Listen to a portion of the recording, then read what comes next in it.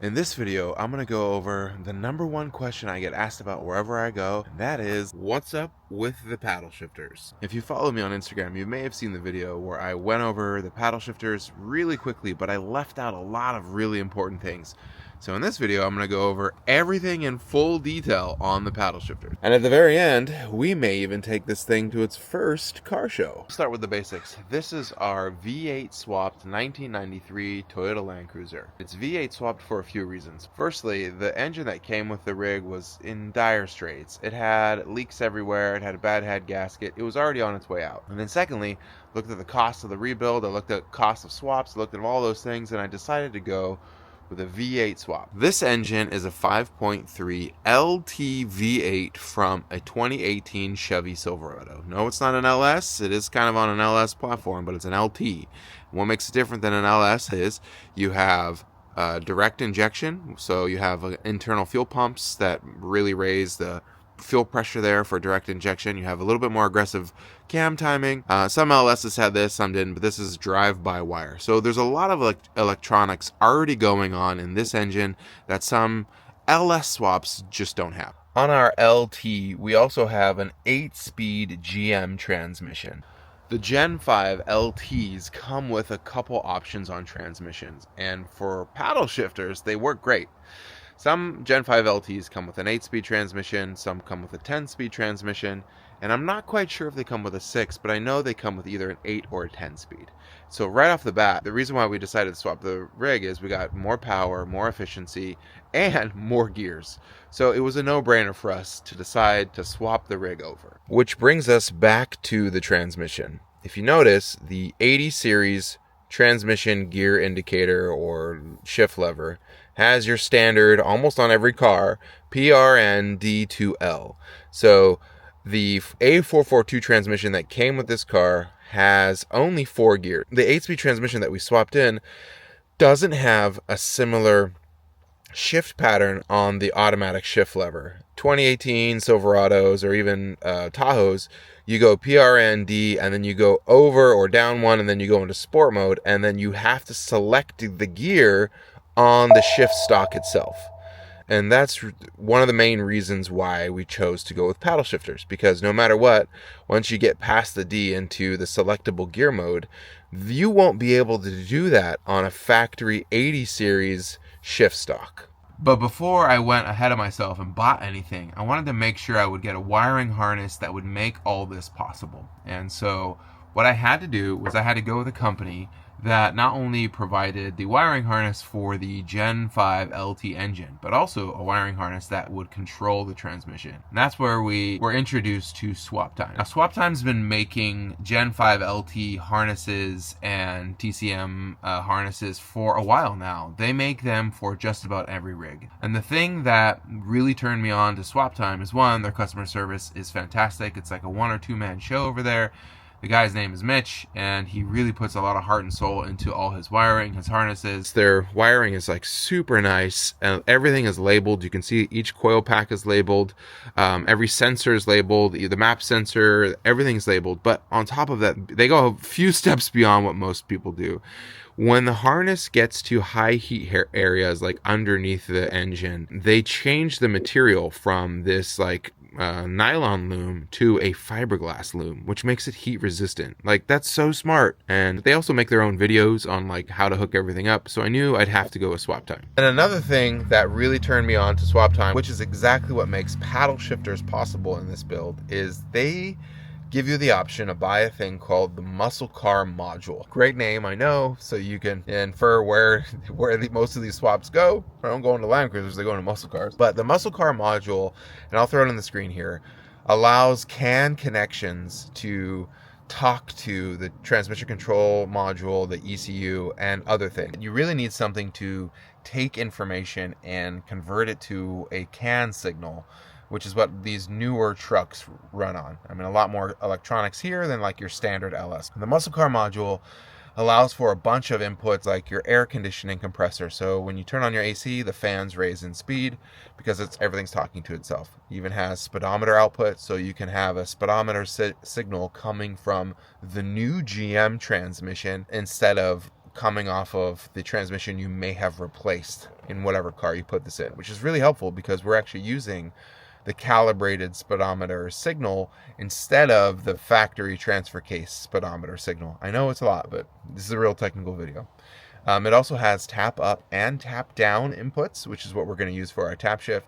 It has a park neutral switch, so that way you could use that switch as your ground to start whatever vehicle you're in. Luckily, the Land Cruiser has its own park neutral switch, so I use that one. It has reverse lights, so that will send a signal to a relay that then can turn on my reverse lights, because that transmission is so modern that there's no real transmission sensor, or there's no reverse sensor like you would have in the old 80 series transmission. It's more of electronic. There's an output there. You can also use that reverse signal to wire in things like backup cameras super easily, which is exactly what we did. Really, the essential here is we have a V8 swap, we have a GM transmission, and then we have a box that will take inputs and make everything talk to itself. So knowing that the factory shifter is not going to work with the standard D10s, and knowing that we would have to have some sort of command to tell the GM transmission to shift into lower gears other than D, we would have to have some sort of shifting signal. You can have a button here, you can have a button on the dash, but I went back to this company called PVS Automotive out of Australia. And what they do is they allow you to put a wireless transponder in the hub of your steering wheel. I chose to go with an aftermarket Nardi just because I'm a nerd, but you could use any aftermarket steering wheel. Heck, you could even use your 80 series steering wheel or a newer steering wheel from like a 200 series or from a Sequoia. They make kits for that too. It uses the power of the horn to ground and power the unit, and it has pass-through power, so the horn still works. That transmitter then sends a signal to a receiver, which you guys can't see because it's all tucked away and I'm not going to pull away my dash. But that receiver is down in here, and that uses 12-volt key-on power and then a ground in here. Then that receiver has two outputs. It has a tap-up output and a tap-down output. And I took those and I married them to the inputs from the muscle car module from SwapTime. So basically I have now some way to transmit, some way to receive, and some way to command the transmission to shift. You don't necessarily need to make a wireless transmitter from PVS to do this. If you had a Land Cruiser that maybe had an airbag and you want to get rid of the airbag, you could use the factory ribbon cable to transmit the ground signals down to the muscle car module. You could also use a button, like I said. But because this is a 1993 Land Cruiser, there is no ribbon cable in the steering column. And I am not going to wrap a cord all the way around here because that's unsafe for a street car. For a race car, I've seen people do it. But for a street car, you need something that will take a wireless signal on the wheel and send it somewhere else. Then that brings me to the paddle shifters themselves. Because I'm using a Nardi wheel, I had to get a Nardi hub. And then on top of that hub, I threw on these Workspell, imported from Japan, paddle shifters. Now I know some of you purists are going to say, oh man, wood grain and carbon fiber, that's so disgusting. Hey man, I don't care. This is my favorite thing. Workspell makes a hub that will go in between the steering wheel hub and the steering wheel, so it spaces it out a little bit more. And then there's actually ground wires inside here. And when you pull up on the paddle shifter, it actually completes a ground circuit, and that commands a upshift or downshift. I have the paddles to be up on the left, down on the right. I know some people were commenting on the Instagram video that I have it backwards. That's how I like it. Up and then down. Once those ground themselves into whatever grounding unit I have, that's also tied into the PVS module, so it knows which channel does what. Then it sends an individual signal down. Cool thing about all this stuff is you don't necessarily need to put all this in a Land Cruiser. You can put it in any car. You could put the paddle shifters on any hub. You could put this wheel on any hub. You don't have to use this wheel. Or you can make the transmission work with any car shifter, really. You just need to do some geometry on shifter levers, which I didn't go over in this video, but in order to make that transmission work, you really got to get the shift kit right. I got that shift kit from Torfab in Everett, Washington. They made it pretty easy. But with all that said and done, you've got yourself basically like 90% of the way there. One final step that I took to make sure everything was kind of to my liking is I went to HP tuners to finally dial in shift points. Now you can go into your transmission on HP tuners. You can then go into your tap up, tap down controls and then edit where you want the shift to happen. So you can do all kinds of stuff in this software to really dial in your tap shifting. With all the nerdy stuff out of the way, there's only one thing left to do, and that's drive this car and see how the paddle shifters work. All right, so I have a little screen here that tells you what gear the car is in, even if it's in regular automatic mode or tap shift mode. We're in 6th gear right now, and we're coming to a stoplight. So now is a great time for me to test out the tap shift so you can see it go through the gears. So it's in 6th gear now, and I'm gonna move it into tap shift mode. So it's in 5th. Now you can come over to my hands. So I'm just giving it light throttle right now, and I should be able to downshift. Here the RPM's changed. Yep. And then I don't know if I'll be able to get to 3rd from here, but we'll try it. Maybe can I get to 3rd? Yeah. Here the RPM's changed again. And now we're gonna go up to 4th. 1, 2, 3. 4th. Now let's see if we can go from 5th to 4th. Whoa, that was a quick one. And you can adjust in HP tuners how fast you want the shift to be and what RPM you want the shift to be at and speed. So that I could be outside of the parameters that I set because I really want this thing to hold the gear going downhill. It's not like a sports car.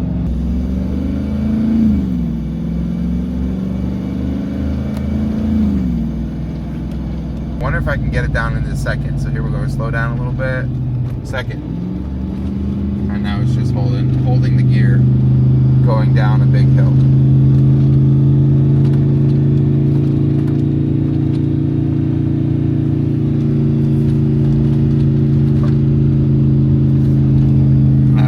That's exactly what I want. Now that you know how the paddle shifters work in our 80 series, I'm going to try and take this thing to its first car show here in Tacoma, Washington. Now this isn't a show car, this is a rig I built for my family to do kind of everything that we want: tow, haul, camp, overland, drive on freeway, all kinds of stuff. But at the end of the day, it is an off-road show, and there's going to be a lot of off-road builds there. So might as well bring this thing, enter it, and see what happens. We are on our way to 4x4 Northwest at Griot's Garage in Tacoma. This 4x4 Northwest is one of those car meets, that's car shows that just brings the vibes to Washington. It's a really good time. There's a lot of really cool rigs that show up. There's an index ramp where you can flex out your rig. There's some cool vendors. There's food trucks. There's all kinds of stuff. It's basically everything you want in a car meet / car show. This is the 2nd year they're doing it. Last year they did it at the LeMay Museum, and I was lucky enough to be the title sponsor when I was with Nitto Tire. Not with Nitto anymore, and this year I get to enjoy what it's like to be a spectator. We'll see what happens.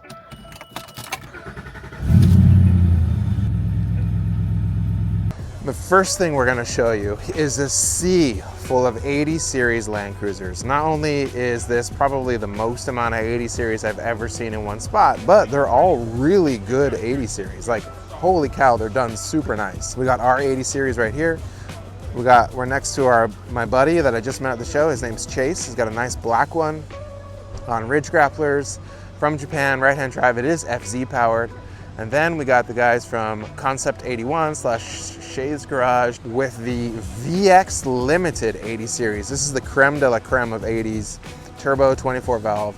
We're gonna walk around and see if we can find more 80s because I think my neighbors both are also 80s bros. We got another VX here that's actually diesel. These are the guys from Evergreen Off-Road, Turbo HD, that engine there. So sick. Then there's a Troopy next to it. And then as we go over, we got another 80 series with almost matching graphics. Well, I got the black and the gray, two tones, super basic. It's got 3 or 4 colors in it. It's got green, champagne, black, silver, turbo diesel. And then as we go over, I'm gonna show you 2 more 80s that I didn't have a chance to see earlier, but I do wanna see. Red one here with the Nittos and totally cut fenders. So it looks so good. Oh, I love this. Look at all the clearance in here. This thing is incredible. That Go Fast tent is like dream tent. It uses the stock rails to mount. Instead of having to buy a roof rack and then putting it on that, it actually mounts on the stock rails. Pretty sick. And look at how long it extends over the hood of the car, giving you a ton of space to sleep in. And then we have another super rad 80 here too. Man, that color is incredible. Really nice interior, right-hand drive. big tires on it. Let's see the back. I can't tell if it's a VX, but it is a Japanese model. Pretty sick. And I think there's also another 80 that showed up somewhere, which I'm gonna have to go find. But man, so many 80s here. We're gonna walk around the show a little bit more and see what else we can find. The show's just getting started. It's technically load-in just ended and the show just started. It's noon now, but we'll see how many more people show up, and I'll show you some of the vendors and some of the other rigs that are here today. This Tundra is incredible. Look at this, fully built, Jesus. Also from Evergreen Off-Road, sick heretic light package on it. This looks like a smart cap or like a version of a smart cap with the iCamper on top. Crazy, really big Tundra. This reminds me of how big the Sequoia that we used to have was. This thing is gigantic. And then as we move over here, the guys from the Overland Truck Store showed up, which is sick. Another YouTuber, Grand Exploration. He's been doing a lot of trail rides in the Washington area. And Dirt Lifestyle Nate showed up with his Samurai. Nice to see this thing out in person instead of just on YouTube. It's like too nice to be a rally car, but like too modded to be a regular car. I want to show you a little bit more about this 80 next to me. Not only do we have kind of a twin graphic thing going on here, but the interior is sick. This is kind of like the way we built ours out. Lots of space in the back for dogs. Same with like a Dometic water holder here. And then I think this is the Belfab spare tire mount, which is dope to throw spare tires inside the rig, but it's also dope because you don't have to throw a spare in here, and it can become a nice vertical molly for anything you need. You can even access it in that space in between here if you had flip out windows. So I love just like clean, simple interior build out, because whenever you're camping, it always gets just so filled with so much shit so fast. So to keep it nice and clean is always a must. He also has the Rays 05X wheels. Just came out, super sick, it's forged. I don't know the specs or the offset, but with a narrow fender 80, you don't need to go super aggressive on the specs or the offset. I think they just look good the way they are. Now that we've been at the event for a while, I want to show you one of the event organizers' rigs. This is Drew's. The thing that is so dope about this rig is inside is a 1JZ. Holy cow. It's a dope Jeep right here. Look at this thing, wow. And then over here, I think, Unimog. Dude, hell yeah. How can you not love the Unimog? Also might recognize some of these rigs from YouTube as well. I think Dirt Lifestyle Nate had this one. This is his like, he went crazy on the power system on this one. Then we go over here, solid axle swap S10, part of the Dirtbag Mafia. And then another S10 non-solid axle swap. Beautiful 100 series here. And then a mini Pajero. Look how small it looks next to the full-size one. And of course, no PNW Overland Off-Road show would be complete without the presence of Delicas. And Delicas were so funny because they got so popular for like, you know, a year or two, and then nobody really cared anymore. But these things are crazy, dude. This is a sick Delica. It's another sick Delica here. There is a flex ramp on site, and I cannot wait to see some of these builds flexing out, because last year it got a little rowdy on the flex ramp, and I can't wait to see what happens this year.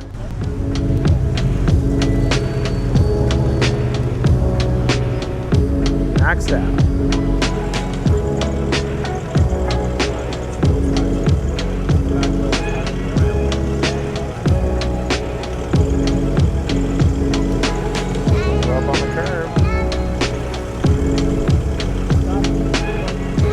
Maxed out.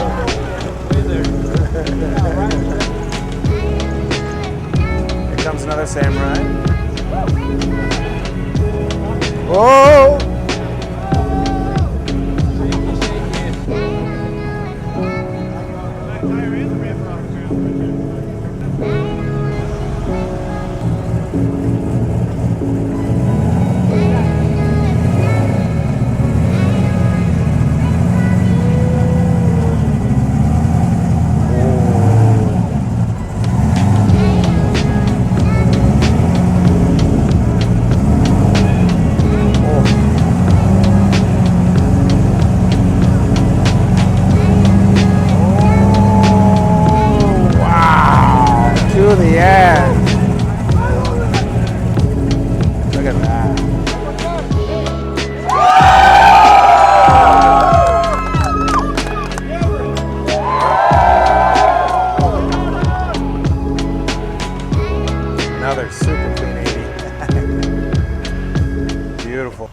Gosh, I feel like there's so many more 80s here than there's ever been in one place at one time of all time. Okay, what in the world? I just won Best Toyota at the Car Meet Plus Car Show. Honestly, I almost cried because I would have never thought that this thing would win an event filled with so many really cool rigs, but here I am, I won. I don't know what to say. I don't know, I almost cried a little bit. I put on the glasses so you don't see the tears. This was a great show. Honestly, if you're in the Tacoma, Seattle, Gig Harbor area and you're gonna see a sign for 4x4 Northwest, make sure you come, because not only is it like one of those grassroots events that we can meet the people that you see online, you can index your rig at a RTI ramp, you can hang out with vendors, you can hang out at Griot's and get stuff to clean your car, and potentially you could win an award. Holy cow, we won. This is the best. Now that I'm prepared for this car show and got this out of the way, it's time to go wheel the rig.